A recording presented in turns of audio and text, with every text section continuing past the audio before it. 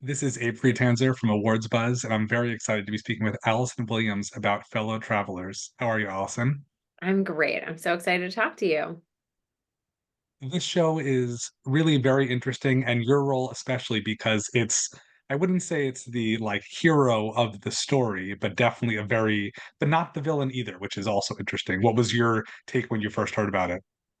I think kind of that watching someone navigate how choices age in her body is a very interesting endeavor, and how unusual that you get to play someone over many decades of her life. Where you get to see the seeds of a choice of a partner, the choice of the partner, and then how that choice starts to feel as life changes and as she grows and needs change.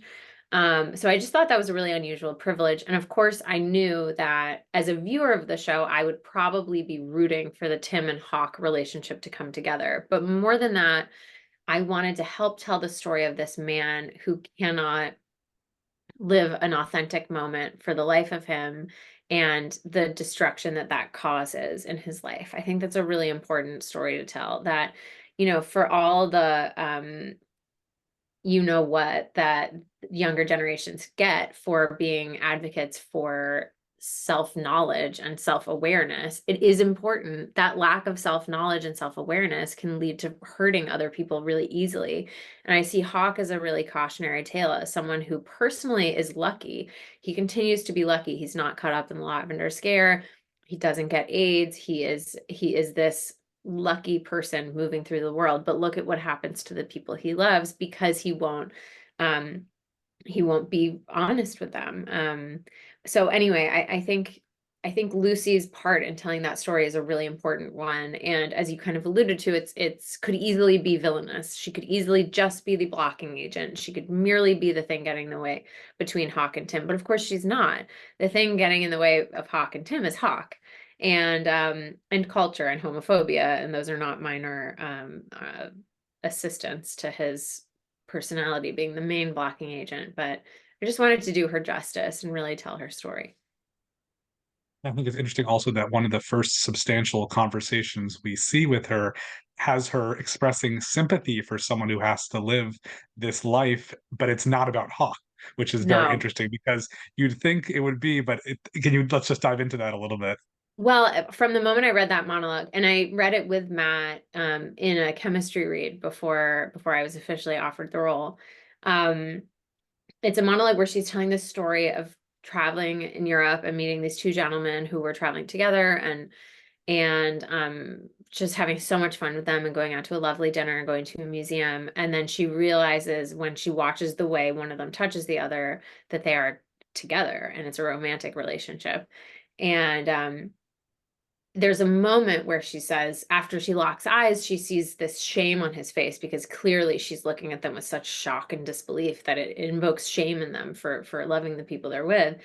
And she realizes in that moment that she'd seen that look of shame before. And then there's this big pause. And then she says, on my brother's face. And Hawk and the audience believe that she's about to say, on your face, she's about to just be like, let's do this. Let's put this all out in the world. But she doesn't. She realizes in that moment that first of all, I think she feels guilt for having created that shame for those men. But I think she also is realizing that she has known unconsciously about her brother for all these years. And I think that begs the question for Hawk and for the audience, to what extent is she aware that Hawk's romantic compass might be pointed in some direction away from her? And I think that's something that I spoke with Ron and with Matt and with our various directors many times about, the amount of knowing that Lucy has in any given moment. Um, but yeah, I mean, I think she would have considered herself progressive in her time, and yet because she felt so victimized by the end by Hawk's sexuality, I think it would have been very hard for her to have the compassion at the end of the story that she might have had in the beginning of the story. I really think she had the potential to be a real ally, and things just moved in a direction that Hawk's sexuality ended up being the bad guy in her life.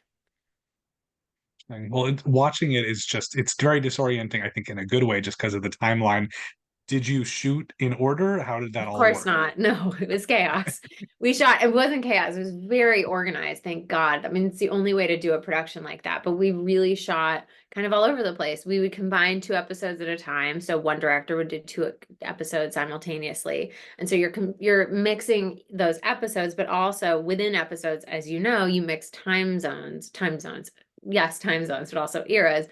And so it was always like this mixture. Usually everyone at work was in the same era of clothing, but sometimes you'd have like a hair and makeup trailer with people from like the 80s, the 50s, the 60s.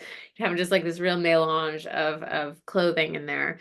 Um, Personally, to keep it straight, the only way I could do it was come up with a document that did Lucy's timeline like in just normal chronological order, like she's born here and then 1986 is here and then fill in all the gaps. Um, and then I had one that was the way the story is told. So the order that we see the events for the audience, and then the order that we were filming everything. And none of those were the same. But it was very helpful for me to like see it all, just that I knew. Because the other thing is, obviously, we all knew things that the audience didn't know yet. And so we didn't want to tip any of that by accident. You also have a great scene with Jonathan Bailey that is not as satisfying as it should be because we want there to be some sort of connection, but it can't be everything that it No, it needs to be. can't be. No. I mean, honestly, one of the fantasies I had was that the two of them in another version of that scene might have just gotten like super drunk together and just had like a hawk bashing party where they both were like, this man. But I just think they're both so in love with him and so have so much pride as they should that they can't possibly feel that way. It's too painful. There's real pain there.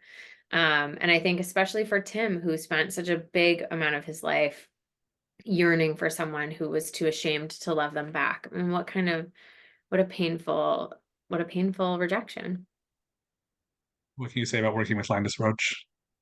Oh my gosh.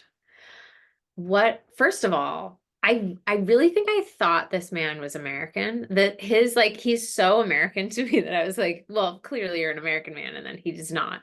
Um, he's extraordinary. Watching him, it was the whole cast is so talented that it really made my job very, very simple because I just got to watch whoever was talking and just there was no suspension of disbelief. It was just completely like I was just in it, totally present. All the choices they were making were interesting. They all felt like such live wires. Everyone was so talented. And yeah, I mean, he's I, I don't know, he's Linus. He's incredible. He's Batman's dad. Like, it doesn't get more iconic than that. He's so warm and full of stories and so kind and really played this part tenderly and he has a lot of very bigoted lines in the show and a lot of the things he says are deeply problematic and you can feel that they're coming from a place of ignorance and fear and it doesn't excuse the language at all but in a lesser actor's hands those lines would hit the floor like an anvil and instead they cut you because you're just like when a performance is done that tactfully it just has a completely different impact on you when you see these lines. I think I first realized that he wasn't American when I saw him in a film with a similar theme, which is My Policeman, where he's just, it's again time passing and everything. So it's nice to see him in this role too. Yes, but then I was What like, is he doing an accent like in that movie? Like, Linus, my American actor friend. Yeah. what kind of reactions have you seen to the show, and have they surprised you at all? They've been really moving. I think especially for the men in the cast, they've been hearing from a lot of people of all ages about the love that they got to see on the screen reflected and their own lives reflected back at them. I think it's been really moving and meaningful. I've heard from people who had gay dads that were closeted and that they're being outed or coming out changed their family in some way. I've heard all kinds of things. I've also heard gratitude expressed from this was a surprising one from a number of older men who really felt like they were survivors of the AIDS crisis. This sense of relief that a younger generation is hearing these stories and is seeing that those episodes play out, because one of the incredible byproducts of the progress with HIV and AIDS and PrEP and just the ability to live a long, healthy, normal life with that diagnosis, one of the weird byproducts is this sense that this part of the history is kind of getting lost. And for these men who feel like they lost an entire generation of their friends, it feels really important to have that told. And I think similarly, the lavender scare, a ton of people, I'd say the most common comment I get is, I had no idea that happened. It is not something that is taught commonly in schools. And usually it's the Red Scare and then you move on.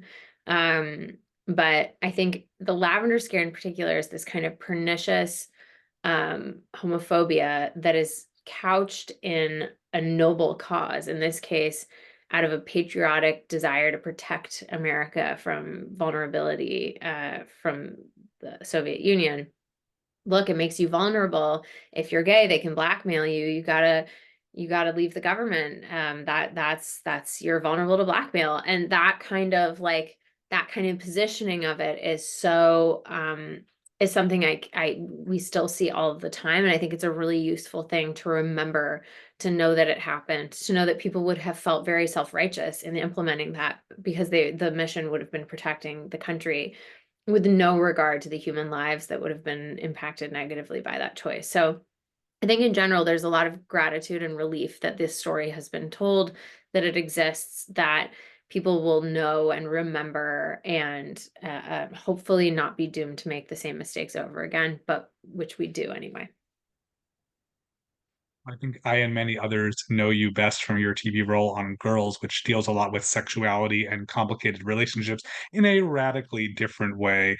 Do you Yeah. see any sort of through line between these different television experiences, or are they just so separate? The funniest part, the very like superficial answer to that question, to just do a tonal 180 from what we were just talking about, is that on this show, I was having almost none of the sex. And on Girls, I bore the distinction of having the most sex. And so it was very funny to be on a show where there were people constantly preparing to do sex scenes, and I was not one of them, other than once. Um, that felt very funny. I feel like a veteran with like very specific training coming out of Girls in terms of the sexuality. The one thing I will say is that on Girls, we got a lot of attention in the beginning of the show and throughout for portraying sex in this way that's like not aspirational and just real. And always narratively significant. None of it was, I don't know, none of it felt unnecessary. I really feel that way. And I feel the exact same way about the sex in Fellow Travelers. It was varied. I feel like I've seen in movies and in TV shows, you've seen for the most part, like one kind of male sex scene. And on our show, I think Ron's policy was that he didn't want to repeat anything. And so he will admit that by the end, he was like having to get really creative about like iterating on the theme.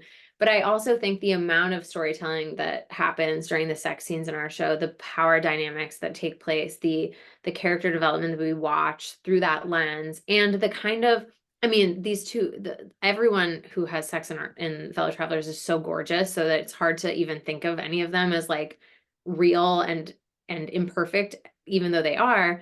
I think the fact that it was kind of unglamorous at times is a similar thing that I've heard from Girls, that, that makes it vital in a way, and also a nice reflection that feels actually like sex that someone's had before, where they're not like perfectly sheened and lit perfectly and everything is choreographed, and you kind of get the sense that every step has been practiced before, where there's like a messiness to it and a spontaneity to it. People reacted to that in Girls, and people have also reacted to that in Fellow Travelers. Does this make you want to do more TV in the future? I do, I really loved, it was only 8 episodes, but I really loved playing someone over a longer span of time. I will say there is, and we're doing another Megan. So I'm also playing Gemma for more time. But there is there is something really tidy about having like roughly 90 to 100 pages with someone and kind of knowing that that's going to be it.